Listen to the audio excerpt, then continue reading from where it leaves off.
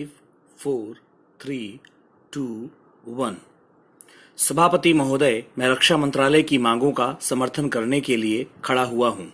वर्तमान घटनाओं से पता चलता है कि संसार का हर देश अपनी सुरक्षा के बारे में चिंतित है और उसके लिए हर प्रयत्न कर रहा है।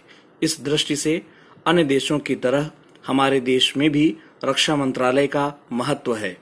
मुझे इस बात की खुशी है कि जहां अन्य मंत्रालयों की उनके पिछले साल के कामों के बारे में काफी आलोचना हुई है, वहां इस मंत्रालय की कम आलोचना हुई है।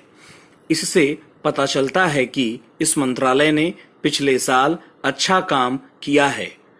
मोटे तौर पर किसी भी देश की सुरक्षा नीति का लक्ष्य यह होता है कि दूसरे देशों, खास तौर से पड़ोसी देशों के साथ मित्रता के संबंध स्थापित हों और हम एक दूसरे के मामलों में हस्तक्षेप न करें, लेकिन उसके साथ यह भी जरूरी होता है कि हम अपने देश की सीमाओं और अखंडता की रक्षा करें।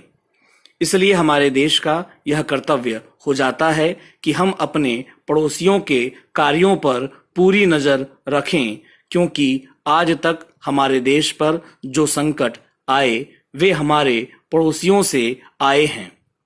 1965 में पाकिस्तान के साथ जो लड़ाई हुई और उसके ताशकंद में जो समझौता हुआ, वह सिर्फ कागज पर ही रहकर पाकिस्तान ने उस पर कोई अमल नहीं किया। इस दृष्टि से बहुत जरूरी है कि हम अपने देश की सुरक्षा की हर तरह से व्यवस्था करें।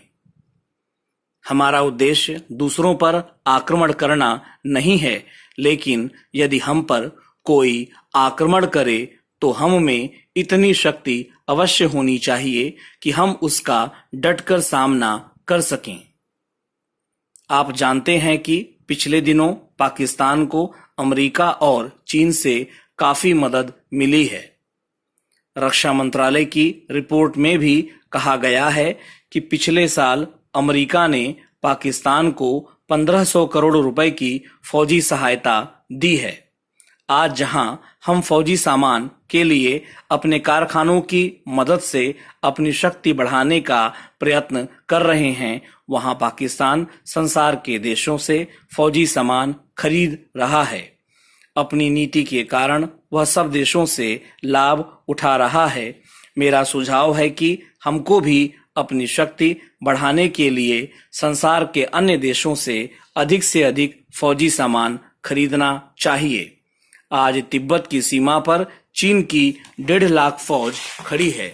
सभापति महोदय, प्रतिदिन छोटी मोटी झड़पें होती रहती हैं। हमारी फौजें बड़े उत्साह से उनके मुकाबले में खड़ी हैं। उनके हौसले बहुत ऊंचे हैं, लेकिन हमारी सरकार का भी यह कर्तव्य है कि उनके हौसले को कभी गिरने न दें।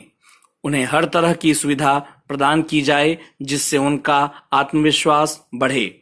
मैं मंत्री महोदय से अनुरोध करूंगा कि सरकार अपनी नीतियों के प्रचार का काम ठीक प्रकार से अपनी फौजों से करे, उनको अच्छे अच्छे हथियार दे।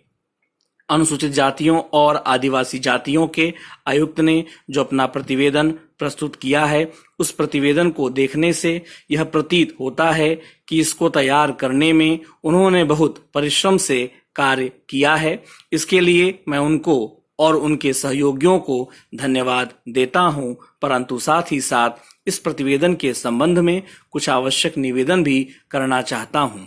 पहली बात तो यह है कि इस प्रतिवेदन को देखने से ऐसा प्रतीत होता है कि इन कार्यों के लिए जिस धन का उपयोग होता है वह 3 साधनों से उपलब्ध होता है: केंद्र सरकार द्वारा, राज्य सरकारों द्वारा और कुछ गैर सरकारी संस्थाओं द्वारा। प्रतिवेदन के अनुसार जितना धन इन कार्यों पर व्यय करने के लिए दिया जाता है, उतना धन पूरी तरह से व्यय नहीं हो पाता। मैं यह नहीं कह सकता कि आवश्यकता से अधिक धन दिया जाता है या खर्च हुए बच जाता है। मैं तो यही कहना चाहता हूं कि जितना धन दिया जाता है उसका पूरा उपयोग हो और आयुक्त को यह न कहना पड़े कि इस कार्य के लिए जितने धन की आवश्यकता थी उतना धन नहीं मिल पाया और विवश होकर हमको उस कार्य को बीच में ही रोकना पड़ा। जहां तक राज्य सरकारों का संबंध है, बहुत सी राज्य सरकारें अभी तक इस कार्य में असावधानी से काम ले रही हैं और इस कार्य को उपेक्षा की दृष्टि से देखती हैं। आयुक्त ने इस बात की शिकायत की है कि बहुत सी राज्य सरकारों ने अनेक पत्र भेजने के बाद भी अभी तक अपनी रिपोर्ट नहीं भेजी है।